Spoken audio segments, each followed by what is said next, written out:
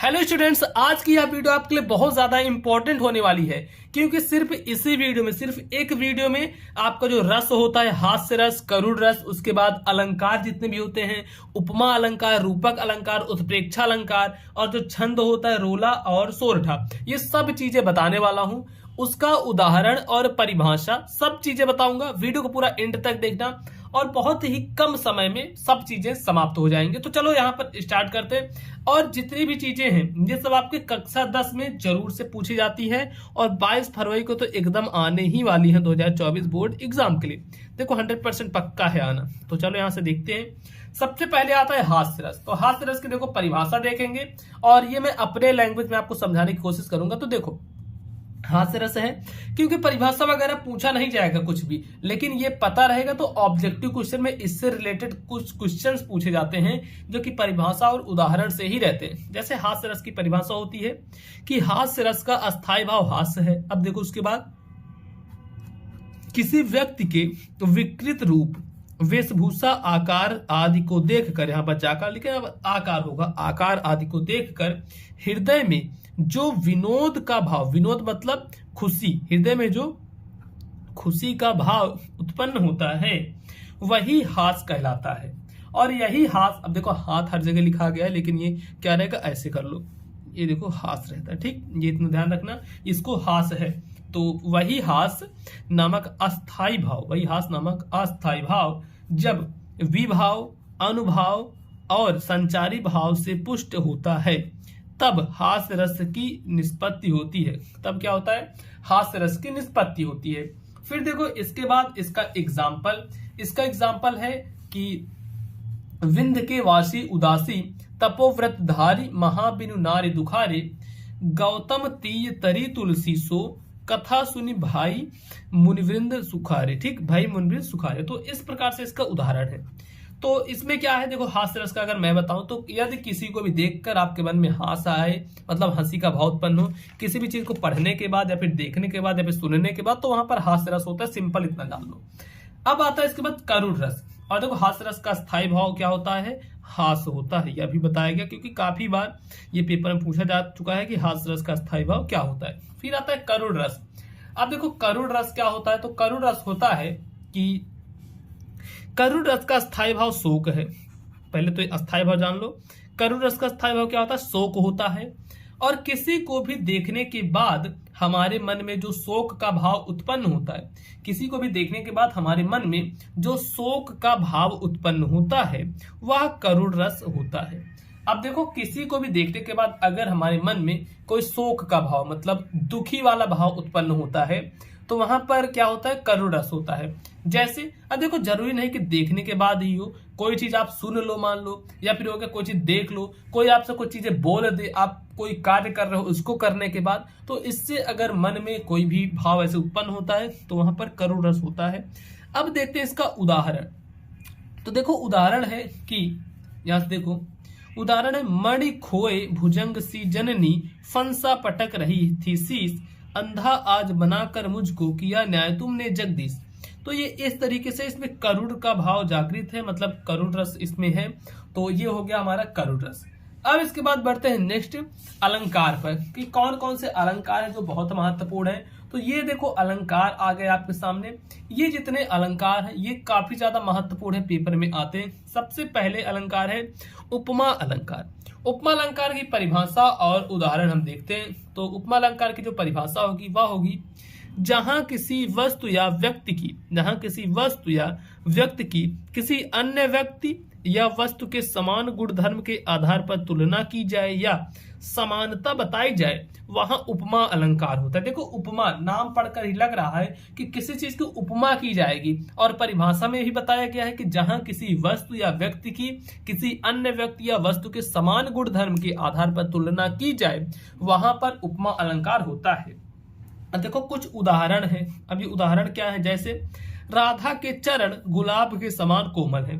देखो इसमें तुलना की जा रही है कि जो राधा के जो चरण है वह गुलाब के समान कोमल है, तो चरण की जो तुलना की जा रही है वह गुलाब से की जा रही है कि गुलाब के समान कोमल है, तो इसमें हो जाएगा हमारा उपमा अलंकार। अब इसके बाद देखो नेक्स्ट है रूपक अलंकार। अब रूपक अलंकार क्या है, तो यहां पर देखते हैं रूपक अलंकार की परिभाषा कि जहां उपमेय में उपमान का भेद रहित आरोप किया जाता है, जहां उपमेय में उपमान का भेद रहित आरोप किया जाता है वहां रूपक अलंकार होता है। जहां उपमेय में उपमान का भेद रहित आरोप किया जाता है वहां पर रूपक अलंकार होता है। अब रूपक अलंकार का देखो हम उदाहरण देख लेते हैं कि आखिर इसका उदाहरण क्या है। तो इसका उदाहरण है चरण कमल बंदव है। काफी बार आपने यह उदाहरण देखा होगा और ये काफी ज्यादा इंपॉर्टेंट भी है। ये वाला जो उदाहरण है बहुत ज्यादा महत्वपूर्ण है। तो देखो चरण कमल बंदव है राय, ये काफी ज्यादा इंपॉर्टेंट है, तो इसको हम यहाँ पर लिख देते हैं।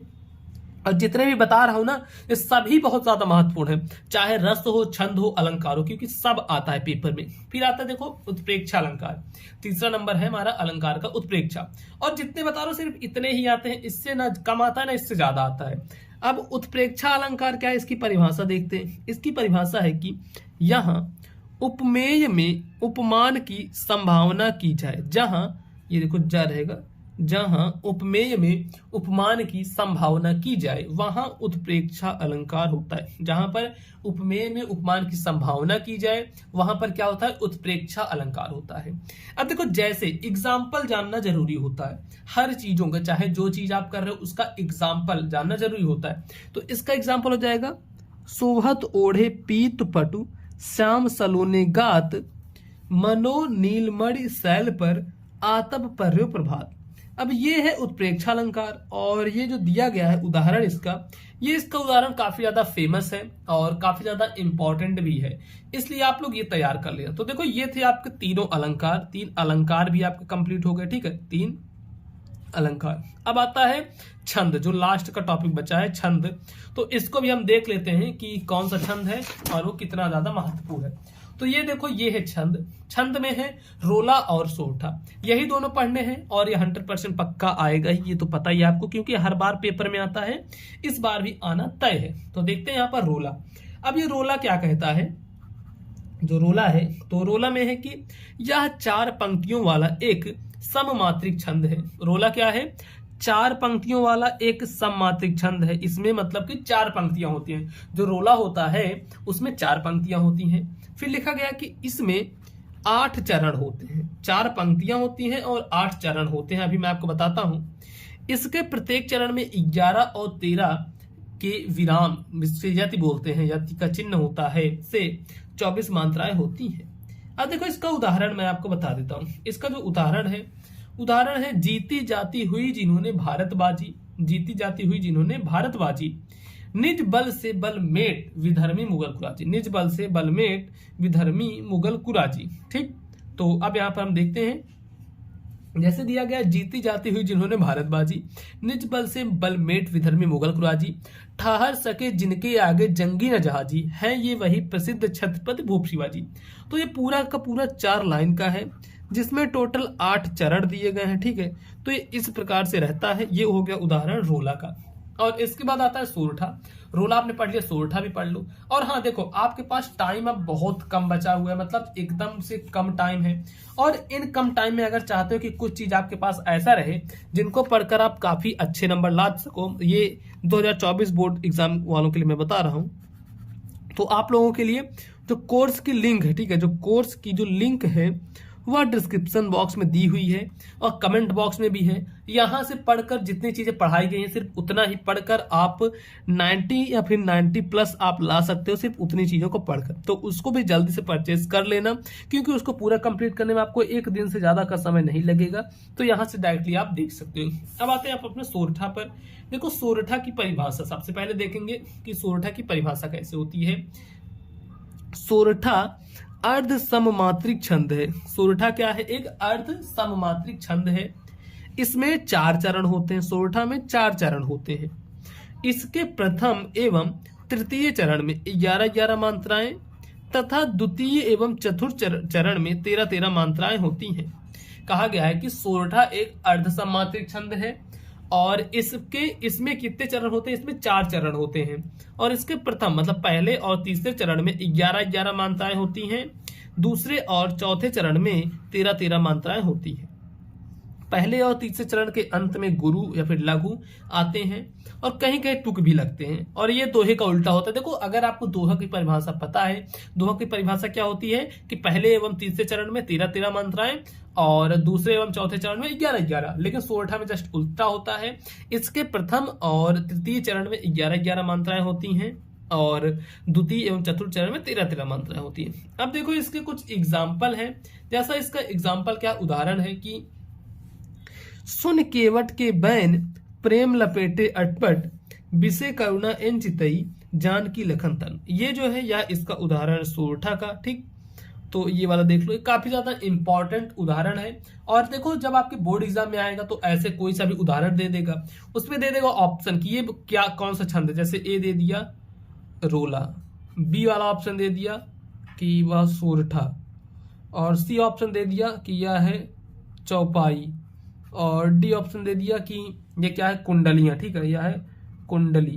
तो बताना है कि यह क्या रहेगा। तो इसमें जैसे ये है सोरठा तो ऐसे सोरठा पे OMR पे ऐसे टिक लगा दोगे, इस तरीके से पूछा जाएगा। तो देखो दोस्तों इस वीडियो में क्या किया मैंने आपको हर चीजें बता दी। अगर आपको फिर भी कहीं भी कुछ भी डाउट है तो आप मुझे डायरेक्टली इंस्टाग्राम पर पूछ सकते हो। ये रहे इंस्टाग्राम की ID पीयूष मौर्य 1001। और हाँ 10th की तैयारी कर रहे हो तो मोबाइल पर स्कूल चैनल को जरूर से सब्सक्राइब कर लेना, क्योंकि इस पे पूरे आपके वायरल पेपर और सभी इंपॉर्टेंट क्वेश्चन जितने भी चीजें हर चीजें मैं पढ़ा रहा हूँ ऑलरेडी। तो इसको देखते रहना, वीडियो को लाइक करना, चैनल पर नए हो तो चैनल को जरूर से सब्सक्राइब कर लेना।